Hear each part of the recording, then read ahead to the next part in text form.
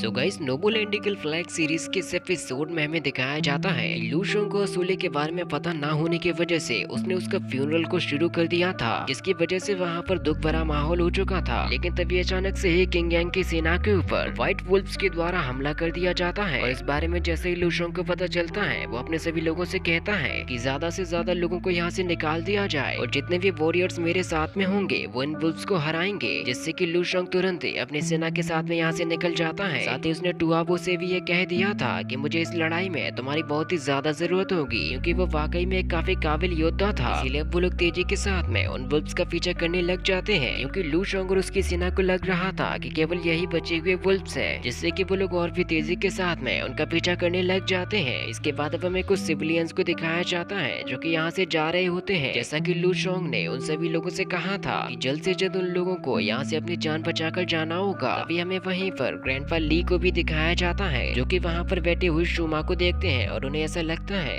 कि उन्हें अपने साथ में शूमा को ले जाना चाहिए। लेकिन फिर वो सोचते हैं कि अभी वो काफी ज्यादा दुखी होगी, इसीलिए वो वहाँ से बिना कोई आवाज किए हुए यहाँ से चले जाते हैं, जिससे कि शूमा वहीं पर खड़ी हुई अपनी विसल को बजाते रहती है। इसके बाद अब हमें असूले को दिखाया जाता है, जो कि काफी दूर से चलते हुए आ रहा था, जिसकी वजह से असूले काफी ज्यादा थक भी चुका था। लेकिन तभी वो अपने सामने कुछ ऐसा खतरनाक सा नजारा देखता है, जिससे कि उसके होश उड़ जाते हैं, क्योंकि उसे अपने सामने काफी सारा खून डला हुआ दिखाई देता है, जहाँ पर कुछ मरे हुए लोग भी डले थे और उन्हें बड़े ही मजे के साथ में काफी खूंखार भेड़िए खा रहे थे, जिनका सामना करने के लिए असूले तुरंत ही तैयार हो जाता है और वो अपनी नाइफ को निकाल लेता है ताकि वो इन भेड़ियों को मार सके। जिसके बाद फिर वो धीरे धीरे करके उनकी तरफ बढ़ने लग जाता है, जिसकी वजह से उन दोनों ही भेड़ियों को पता चल जाता है कि उनके लिए उनका एक नया शिकार आ चुका है। जिससे कि फिर वो दोनों ही भेड़िए बहुत ही तेजी के साथ में असूले को मारने के लिए उसकी तरफ भागने लग जाते हैं। लेकिन असूले बहुत ही चालाकी के साथ में उनमें से एक भेड़िया को मार गिराता है, लेकिन जो दूसरा भेड़िया था वो उसके ऊपर टूट पड़ता है, जिसकी वजह से असूले उस पर अपनी नाइफ से वार नहीं कर पा रहा था।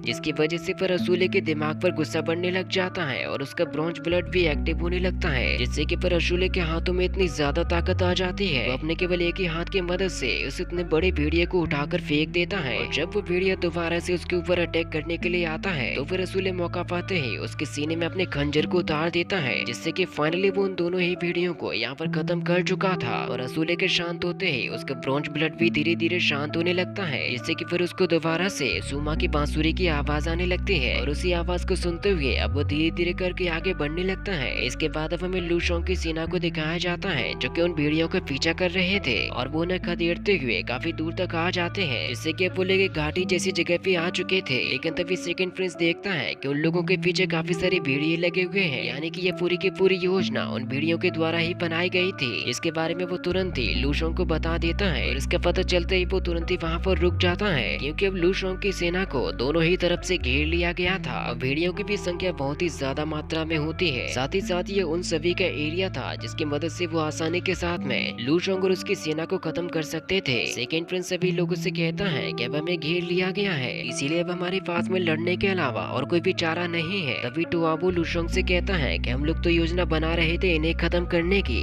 लेकिन इन सभी ने तो मिलकर पहले से ही योजना बनाकर रखी हुई थी, यानी कि इन सभी का लीडर कोई एक अक्लमंद भेड़िया होगा जो कि इतना ज्यादा चालाक है कि वो खुद इस लड़ाई में उतरना नहीं चाहता, यानी कि वो सभी के सभी इंसानी पैतरों के बारे में भी जानता है। इसीलिए उसने जानबूझकर हमें एक ऐसी जगह पे फंसाया जहाँ से निकलना हमारे लिए मुश्किल ही नहीं बल्कि नामुमकिन है। और अब वो सभी के सभी भेड़िए अंधेरे का इंतजार कर रहे थे, क्योंकि दिन में चाहे इंसान कितनी भी ज्यादा ताकतवर क्यों ना हो, रात के राजा तो भेड़िए ही कहलाते हैं। इसीलिए उन सभी के सभी भेड़ियों को केवल रात का ही इंतजार था। इसके बाद हमें बांसुरी बजाती हुई शूमा को दिखाया जाता है, जो कि अभी भी उसी जगह पे बैठी हुई होती है और वो बांसुरी बजाते हुए अपना दुख दिखाना चाहती थी। अब उसका इकलौता फ्रेंड ही इस दुनिया में नहीं रहा, लेकिन उसके मन में अभी भी ये उम्मीद थी कि असूले अभी भी जिंदा है। इसके पर तुरंत ही बाद उसके पीछे से वहाँ पर असूले आ जाता है और शूमा जैसे ही उसकी आवाज सुनती है वो काफी जोरों के साथ में रोने लग जाती है और वो उसको गले लगाकर वहीं पर नीचे गिर जाती है। लेकिन अब उसकी आंखों से जो निकलने वाले आंसू थे वो दुख के नहीं बल्कि खुशी के आंसू थे। और फिर असूले शूमा से कहता है कि अब तुम्हें रोने की कोई भी जरूरत नहीं है, क्योंकि देखो मैं तुम्हारे सामने हूँ और वो भी जिंदा हूँ। असूले के चेहरे पर अभी भी ब्रॉन्ज ब्लड के काफी सारे निशान बने हुए होते हैं, जिसके बारे में वो शूमा को बताता है कि ये मेरे खून में छिपी हुई ब्रॉन्ज ब्लड की पावर है और ये मेरी फैमिली का ही असली खून है। जिसके बाद फिर वो यहाँ से जाते हुए लोगों को देखता है और शूमा से कहता है कि तुम्हें उन्हीं लोगों के साथ में होना चाहिए, क्योंकि अब मुझे यहाँ से जाकर अपने पिताजी की मदद करनी होगी जो कि किंग यांग के महाराजा हैं। इसीलिए मुझे दोनों ही फर्ज निभाने के लिए यहाँ से जाना होगा। लेकिन शुमा उससे कहती है कि अब तो मुझे दोबारा से छोड़कर मत जाओ, क्योंकि इस बार अगर रसूले को कुछ हुआ तो वो खुद को संभाल नहीं पाएगी। तो फिर रसूल शुमा से कहता है कि तुम मेरे बारे में चिंता मत करो, क्योंकि मैं दूसरों को बचाने के साथ साथ खुद को भी बचाऊंगा, और मैं तुमसे वादा करता हूँ कि मैं जरूर से लौट कर भी आऊंगा। इसके बाद फिर रसूल तुरंत ही यहाँ से निकल जाता है और फिर हमें अगले ही सीन में डूबते हुए सूर्य को दिखाया जाता है, जिसका वो सभी के सभी वुल्फ्स इंतजार कर रहे थे। तभी सेकंड प्रिंस अपनी पूरी की पूरी सेना से कहता है कि सभी लोग यहाँ पर मशालों को जला लो। इसके फिर थोड़ी ही देर बाद यहाँ पर सूर्यास्त भी हो जाता है और लू शोंग की पूरी सेना भी खुद को तैयार कर लेती है इन सभी के सभी भेड़ियों से लड़ने के लिए। और अंधेरा होते ही वो भेड़िए उनके ऊपर हमला करना शुरू कर देते हैं, जिनके ऊपर लू शोंग की सेना भी तीरों से अटैक करना शुरू कर देती है। साथ ही साथ लू शोंग भी बहुत ही खतरनाक तरीके से अपने ऊपर अटैक करने वाले भेड़ियों को मार रहा था, और वो अपनी सेना से कहता है कि हम सभी के सभी किंग यांग की सेना के योद्धा हैं और इन जैसे बीस्ट को मारना हमारे बाएं हाथ का खेल होना चाहिए, इसीलिए हमला करके इन सभी को जान से मार दो। और इसी के साथ में यह पार्ट भी यहीं पर खत्म हो जाता है। इसका नेक्स्ट पार्ट बहुत ही जल्द आया जाएगा, तो आप लोग जल्दी से चैनल को सब्सक्राइब कर दीजिए।